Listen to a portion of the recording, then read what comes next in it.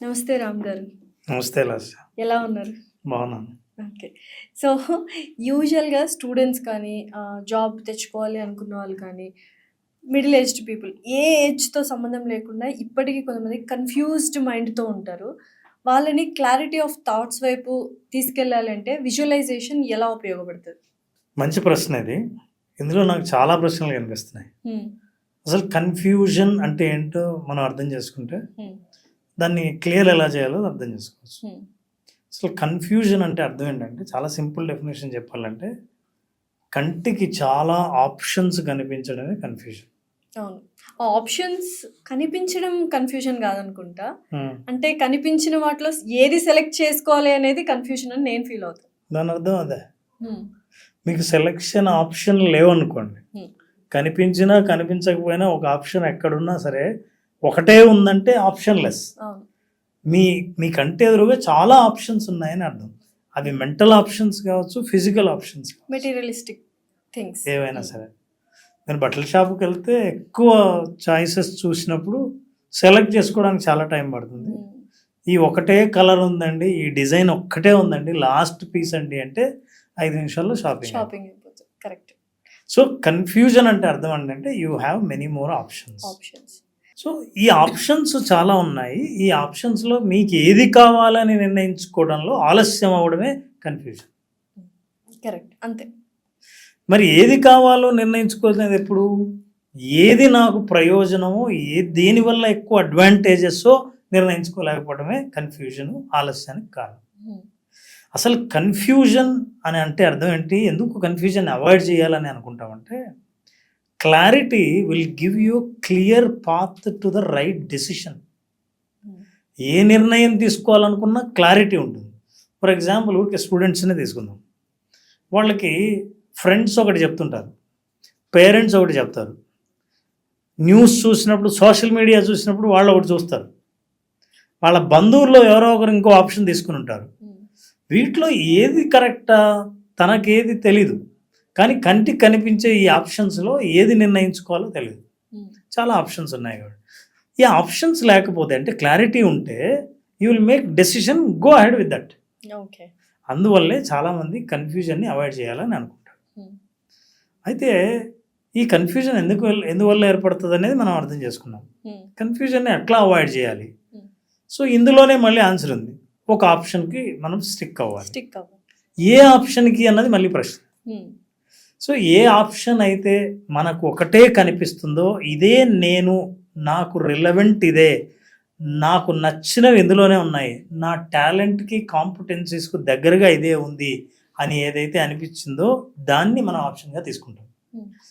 Visualisation ఎట్లా help చేస్తుందంటే, మీరు కంటితో చూస్తే మీకు చాలా కనిపించవచ్చు, కానీ మీకు ఏం కావాలో ఆలోచించి కళ్ళు మూసుకుంటే మీకు కనిపించేది, ఎప్పుడైతే తదేకమైన దృష్టితో ఏకాగ్రతతో ఒకే విషయాన్ని చూడగలుగుతారో అప్పుడు ఏంటంటే ఫాగ్ అంటారు.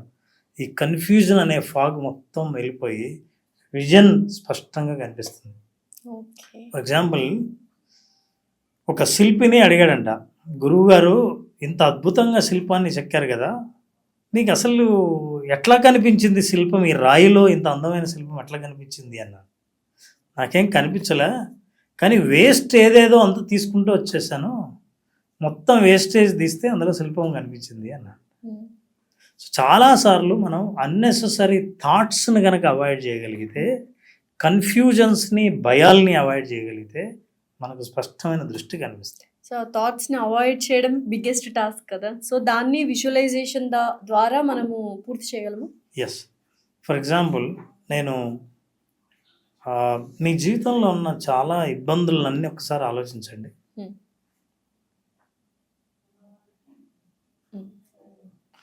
మళ్ళీ కళ్ళు మూసుకోండి. ఫర్ ఎగ్జాంపుల్, మీరు సముద్రపు ఒడ్డున నడుచుకుంటూ వెళ్తున్నారు. నడుచుకుంటూ వెళ్తుంటే కాళ్ళకు చెప్పులు కూడా లేవు, పాదాల కింద మీకు సముద్రపు ఇసుక నలుగుతూ ఉంది.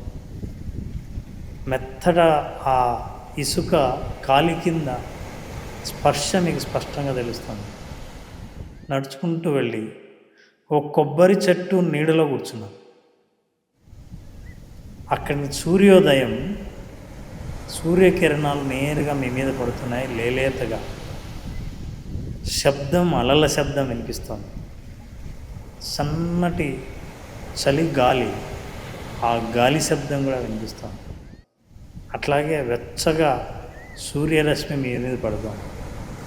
మీ శరీరం ప్రశాంతంగా ఉంది. 5, 4, 3, 2, 1 ఓపెన్ యువర్ ఐస్. నేను చెప్తున్నప్పుడు మీకు కష్టాలు గుర్తొచ్చాయా? ఇబ్బందులు గుర్తొచ్చాయా? ఆప్షన్స్ గుర్తొచ్చాయా? ఏమీ లేదు. కళ్ళు మూసుకొని ఏదైనా ఒకదాన్ని విజువలైజ్ చేస్తే దృష్టి కేంద్రీకరించే అవకాశం చాలా ఉంది. కాబట్టి విజువలైజేషన్ ద్వారా అన్నెసెసరీ థాట్స్ని అవాయిడ్ చేసే అవకాశం ఉంది. కాబట్టి విజువలైజేషన్ మీకు క్లారిటీని ఇస్తుంది. అండ్ మీరు చెప్తున్నంతసేపు బ్రెయిన్ కానీ మైండ్ కానీ లైట్ వెయిట్ అవుతూ ఉంది. You will feel relaxed. పైగా మాకు మిగతా ఆలోచించే అవకాశమే లేదు. ఎందుకంటే ఒక దృశ్యాన్ని స్పష్టంగా బ్రెయిన్ ఊహించుకుంటున్నప్పుడు ఆ దృశ్యానికి సంబంధించిన అన్ని అంశాలని మీరు చూస్తున్నప్పుడు ఇక వేరే అవకాశం లేదు. సో పాజిటివ్ థాట్సే మనం విజువలైజ్ చేసుకుంటూ ఉంటే వేరేవి రావు అసలు.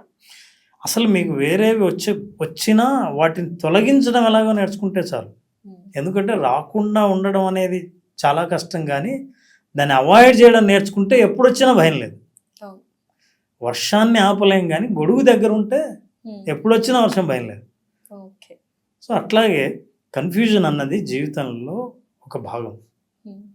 ఈ కన్ఫ్యూజన్ నుంచి బయటపడి ఒకదాని మీద దృష్టి కేంద్రీకరించే జ్ఞానాన్ని కలిగి ఉండడం చాలా గొప్ప వరం. అలాంటి అవకాశాన్ని, అలాంటి ప్రాక్టీస్ని కల్పించేది visualisation, definitely. Which you have experienced now.